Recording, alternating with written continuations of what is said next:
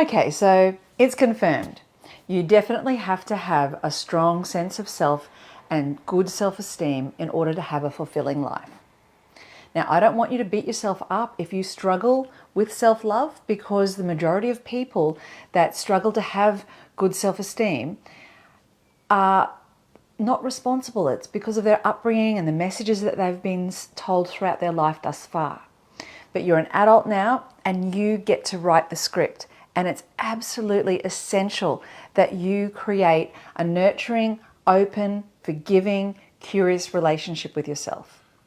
This module looked at how to develop self-regard by, first of all, remembering to be compassionate, the ongoing thread that will be throughout the entire course, but also explore the idea of self-fulfilling prophecy.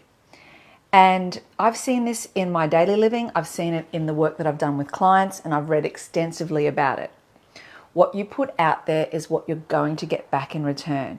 So if you have this attitude and belief that you're unlovable and unworthy and that people aren't going to be attracted to you, you are going to operate in the world expecting that to be true, and unfortunately, it will manifest itself that way. But the good news is you can do the flip. You can literally go about your business believing that you're worthwhile, that relationships are within your reach, and that you are likable.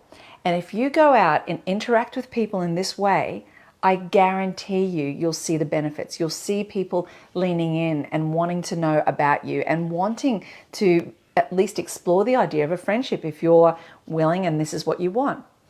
So let's start to get the wheels in motion around every day, the little steps that you're going to take towards building the foundations and then beyond in terms of a relationship, the most important relationship of your entire life, and that's the one with yourself. Another really important element is to explore what you want out of your relationship and how you want to show up in the world.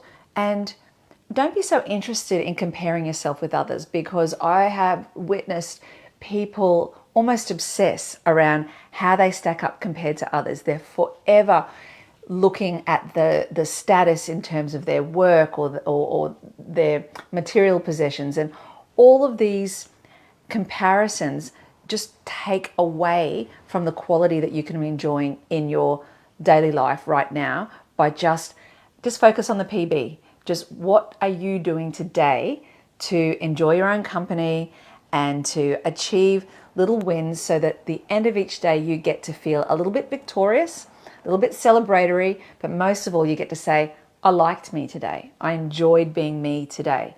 That's at the foundations of so much of what I want us to be working on.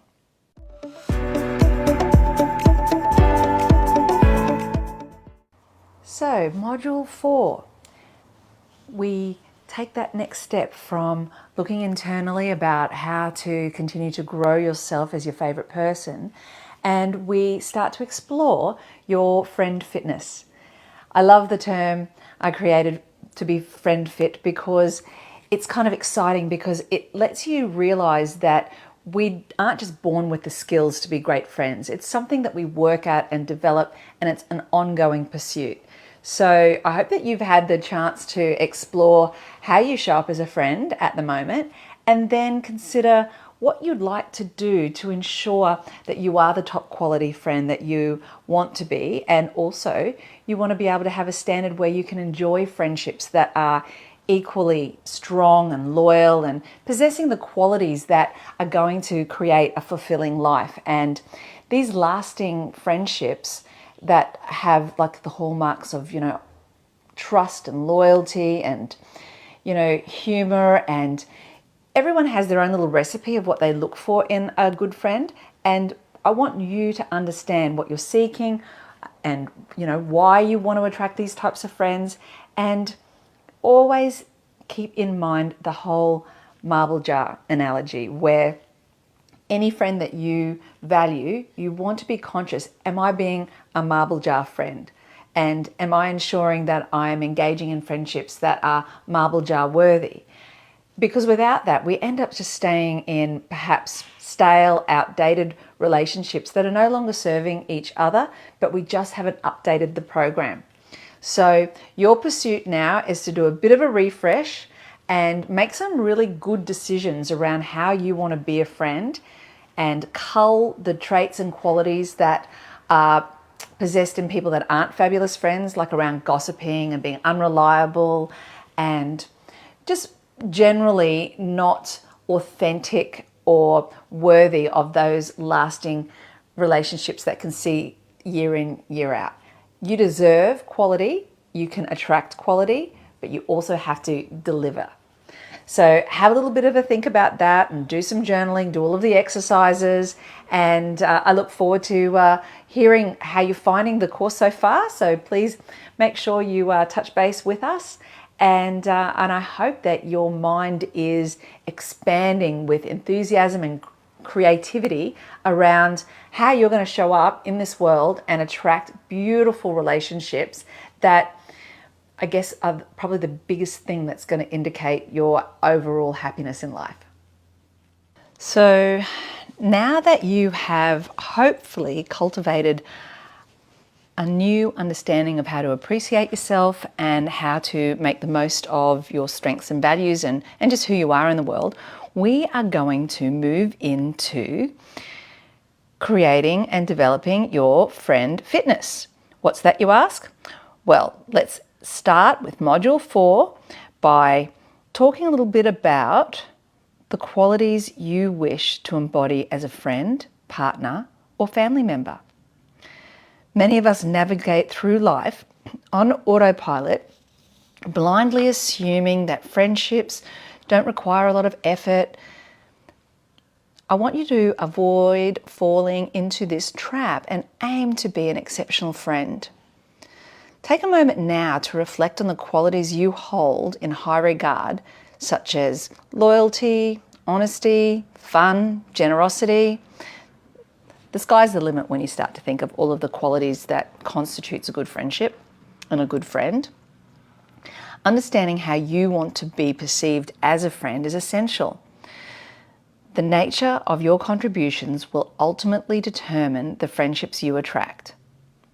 In my work as a psychologist, relationship counselling is a key part, and I often find myself encouraging clients to concentrate on what they can offer rather than what they desire. This perspective shift can revolutionise relationships, allowing you both you and your friend or partner, to feel valued. By being an outstanding friend, you not only enrich your relationships, but also cultivate pride in the role you get to have as a companion.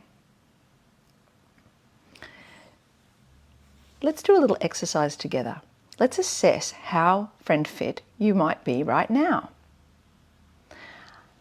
Using your journal, answer the following questions. On a scale of 1 to 10, how important are friendships to you? Where do friendships rank in your life compared to other priorities like your career, travel, other hobbies, etc.? How many hours a week can you devote to nurturing your relationships? What lengths are you willing to go to support a friend in need?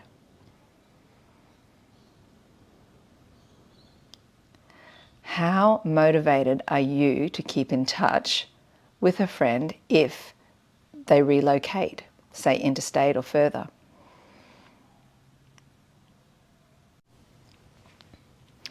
Would you integrate a friend into your other social circles? Are you willing to do favours for friends, such as lending money or caring for their pets? How do you keep your friendship safe? What things do you do to ensure the friendship safety? Do you strive to uplift friends during challenging times? And can they rely on you to do this? Do you ensure that both your needs and the needs of your friends are met? Are you conscious about the needs? And do you strive to make sure that these needs are acknowledged and met? Are you forgiving of mistakes? When conflicts arise, as you know they inevitably will at some point during a friendship, do you address them calmly and constructively? Are you honest during disagreements, and do you listen attentively to your friends' concerns? Now that you've finished that exercise, just take a few minutes and have a look at how you answered it. Defining what constitutes a good friend involves various qualities. The questions that you've just answered offers insight into evaluating how friend fit you are. There's no right or wrong responses. This exercise serves to clarify what you're willing to offer and where your boundaries lie. Take a few days to contemplate your effort appetite with regard to forging friendships. This self-assessment can be very revealing as we often become complacent. Ensure that you are on track to embody the friend you wish to be. Focus on cultivating the traits of a solid friend while steering clear of some of the common pitfalls. Let's take a moment now to reflect. Jot down qualities you admire in friends and wish to embody yourself. Write down 5 qualities you appreciate in your closest friends. And next to each quality, write down how you demonstrate or could demonstrate this quality yourself. Choose one quality to focus on this week and make a conscious effort to exhibit it in your interactions. Start to feel the flow of incorporating these new qualities, or qualities perhaps that you've previously used and have got a little bit complacent with, and start to experience the increased value within the friendships when you put that extra effort and focus. I want to now talk about characteristics of below par friends. When carving out the sort of friend you wish to be, it can also be helpful to understand the traits you don't wish to adopt. As we age, it's easy to get slack around certain behaviours, and which may eventually drag down the quality of your connections. Take a look at the following pitfalls and avoid them as much as possible. Even though these are general rules and you're allowed to, of course, adapt them as you see fit, I can tell you from the research, these are particular traits that are very unappealing in healthy friendships. Negativity and complaining. Having a glass half empty outlook reflects on how we manage life's challenges. While it's important to share our struggles with our friends, it's equally valuable to balance this by seeking the positive aspects. Persistent complaining can damage relationships and adversely affect mental health. Strive to focus on the bright side wherever possible. It will lead to more engaging and constructive conversations, and you won't be weighing down the friendship with needless negativity. The next one's around forgiveness. When friends disappoint you, aim to forgive rather than harbour a grudge. Many friendships dissolve over minor conflicts. If someone's actions hurt you, communicate openly about your feelings to foster understanding. Assuming that everyone is doing their best can help resolve conflicts more amicably. Blaming others is another pitfall. In difficult times, it's tempting to blame others, but taking responsibility for your own actions is more constructive, and concentrating on trying to find solutions instead of assigning blame is far better. The blame game very rarely gets a positive outcome. Exaggerating or dishonesty. Now, embellishing stories can sometimes be entertaining and enjoyable, and I myself am quite the storyteller, so I love to spin a bit of a yarn. But honesty is fundamental to building trust in friendships. So avoid outright lies and strive to make honesty your guiding principle. Even when it's uncomfortable, your friends should know that they can depend on your words. Speaking of words, let me touch now on gossiping. Gossiping undermines trust and loyalty, full stop. If you find yourself speaking negatively about others, work on breaking that habit. Consider how you would feel if the person you're discussing was listening. It can very much help you avoid saying things you might later regret.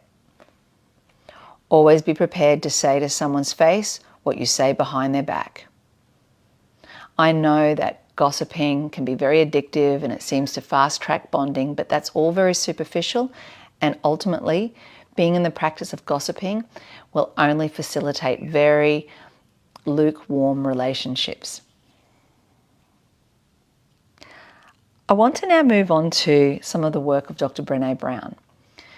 She created this beautiful analogy using a marble jar, and it illustrates how trust in friendships develop over time. It goes a bit like this.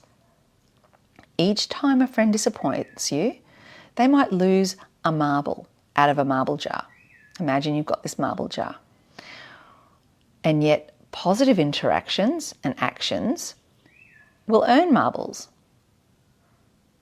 So strive wherever possible to be a marble jar filler by being an honourable and dependable friend. I loved it when one of my friends not long ago, out of the blue, told me that I was one of her marble jar friends. And it resonated deeply with me because I love the work of Brené Brown and I knew what she was saying, and it meant a lot to me that that's how she viewed me, that I was putting marbles in her jar way more than taking them out. You too can have that beautiful experience of knowing that you're a marble jar friend, and I'm sure you are a marble jar friend already. Brené Brown also used another beautiful illustrative story by adopting the acronym BRAVING to help define the characteristics of a trustworthy friend. I'm going to go over them now, just so that you can have an understanding of the sorts of qualities that you might like to foster. The B stands for boundaries. Respect boundaries and seek clarity when you're uncertain about someone's boundaries. Saying no isn't selfish. It's essential and a vital part of self-care. Practice self-awareness by checking in with yourself before making commitments to ensure that you're honouring your own boundaries. The R stands for reliability. Following through on promises. Be mindful of your limitations to avoid overcommitting, as reliability is an invaluable aspect of friendship. A stands for accountability. Own your mistakes. Be willing to sincerely apologise whenever necessary. Recognise your role in conflicts without assuming you're always at fault. So it's a balancing act. You don't need to take responsibility when something simply doesn't appear to be your fault, but own the part you played. The V stands for Vault. Maintain confidence and refrain from sharing information that isn't yours to disclose. Trust is built on discretion, and this is extremely important, and it does sort of spill into the gossip element as well. I stands for integrity. Choose courage over comfort by aligning your actions with your core values. Live according to your beliefs, as true integrity reflects a harmony between words and actions. So put simply, do what you say and say what you do. The N stands for non-judgment. Create a safe environment for open communication without your friends fearing judgment. Accept others' choices and avoid imposing your own views unless invited to, or it's a significant breach of your values if you didn't share it. So maintain an open and understanding mindset while managing your biases. And finally, the G stands for generosity. Interpret others' actions generously and extend kindness through your time, gifts, and support. Focus on cultivating quality friendships rather than quantity, fostering positive attitudes and behaviours that lead to meaningful connections. So there's the Braving acronym. If you combine that with the other tips that I've given you, including the marble jar idea, it's a bit of a one-stop shop for how to show up as a top shelf friend. I'm just going to share a few reflection questions, especially around marble jar friends. Jot down in your journal, who do you consider marble jar friends in your life? Who are the people that deserve to hear your stories, that deserve to share company with you? If at the moment you don't have many or any marble jar friends, what kind of relationships would you like to cultivate? What steps can you take to foster these friendships? Do you consider yourself a marble jar friend? What qualities do you bring to your friendships? Remember, there's no such thing as a perfect friend. So being a perfect friend is not the objective. Instead of striving to be an ideal friend at all times, just be aware of your behaviour. Be conscious of how your behaviour makes you feel and how it impacts others. We are all a work in progress, so don't be too hard on yourself. Remember the compassionate self-awareness that needs to be employed here, because you will stumble. It's inevitable in the journey of being a top shelf friend. Learn from your experience and try again. Being a quality friend is a rewarding journey and totally worth the ongoing effort. While meeting new people, it can be exciting, but the real challenge lies in transforming these acquaintanceships into lasting friendships. Picture a party where you had a great time and exchanged some phone numbers and started following a few people on social media. And in today's world, it's pretty easy to connect with people online. But how do you turn those virtual interactions into genuine friendships? That's the big question. And without a clear answer, you might find yourself stuck in the shallow waters of superficiality. So let's dive into how you can cultivate deeper connections and build meaningful friendships. First and foremost, be yourself. Authentic connection is the foundation of strong friendships. When you focus on impressing others or presenting as a curated image, you hinder that connection. We often feel pressure to be more likable, but pretending to be someone else is unsustainable. It's far better to show up as your true self, because eventually that's what's going to emerge. And if you're putting on a facade to try to bring people close to you, eventually the gig will be up, and when your true self is revealed, your new friend will be very confused and perhaps even a bit disillusioned. So begin each friendship by being your genuine self. Trust that who you are is enough.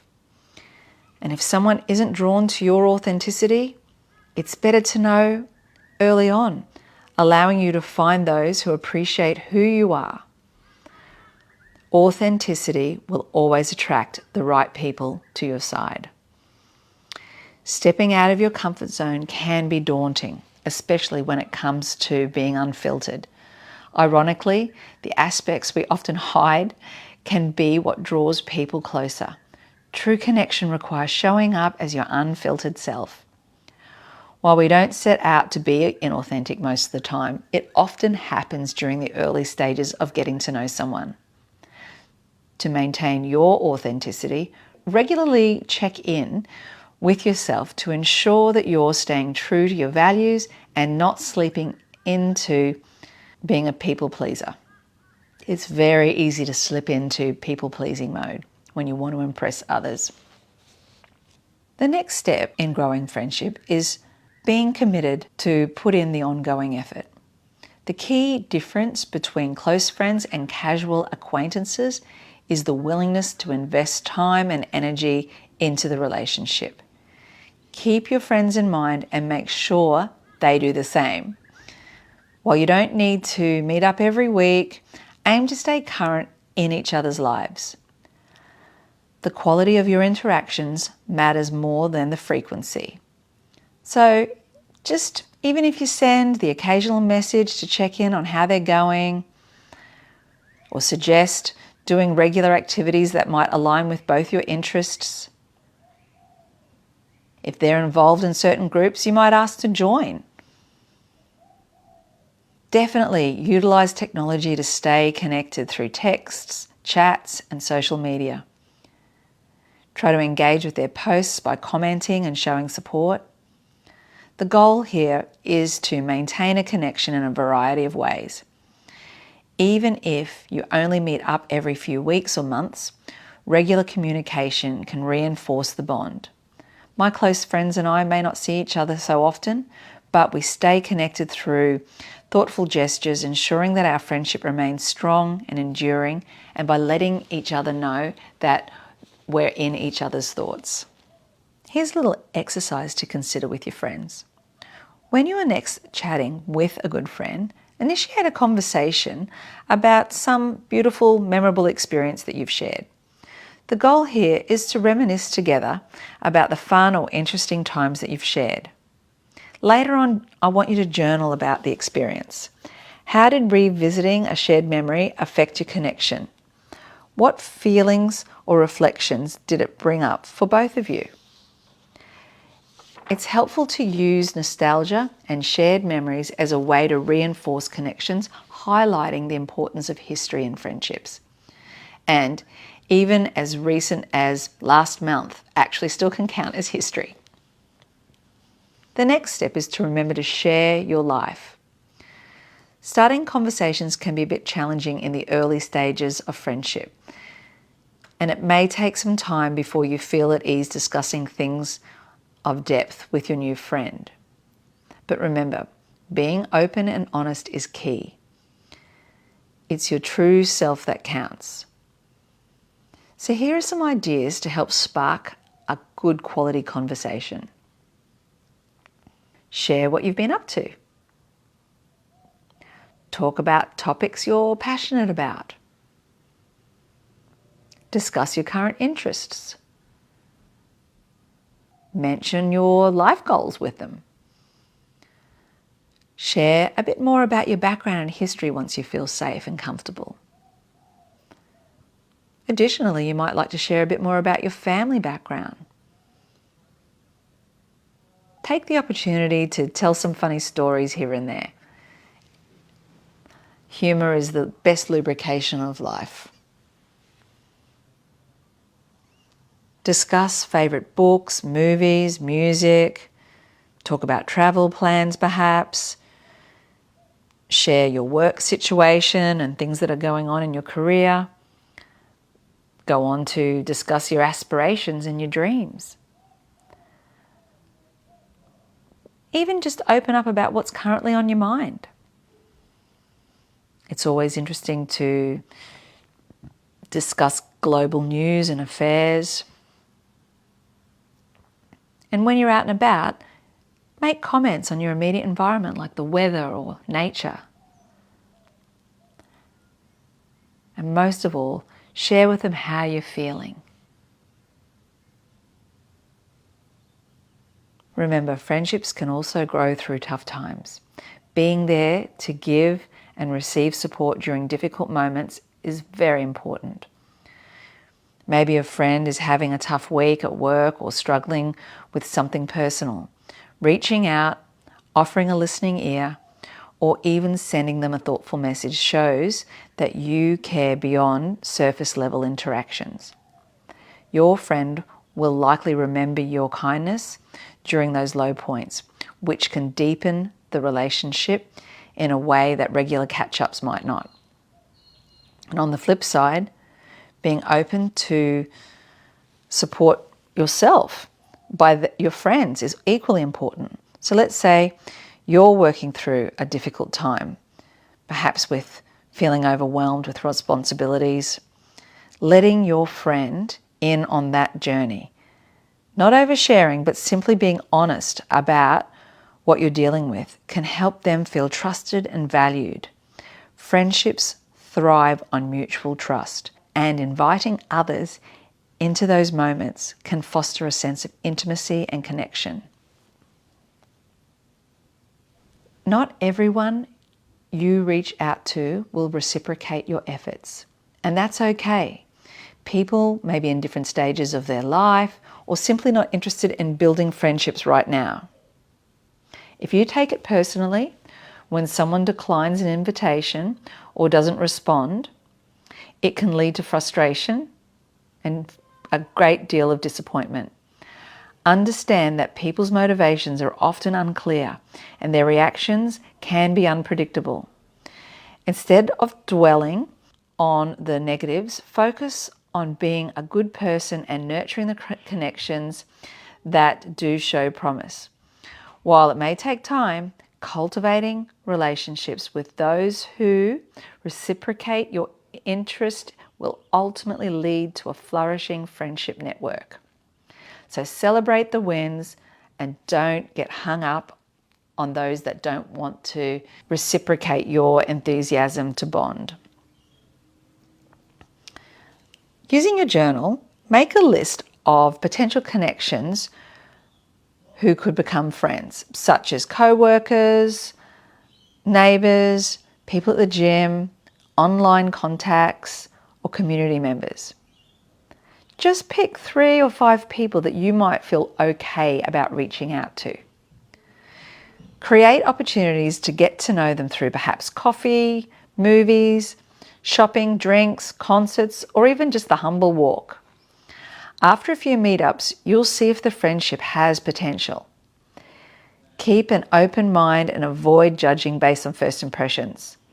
Some of your favourite people may not seem impressive at first, but can surprise you over time. Now let's talk a little bit about emotional intelligence.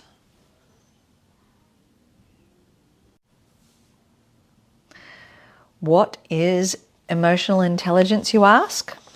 Or, as I like to call it, EQ? Well, EQ is essential for all meaningful relationships. Encompassing the ability to recognize and manage your emotions while understanding others' feelings is an essential part of growing as a friend or partner. If handling emotions feels new to you, don't worry. EQ can be developed through practice. Identifying your feelings helps you respond maturely and prevents conflicts caused by insensitivity.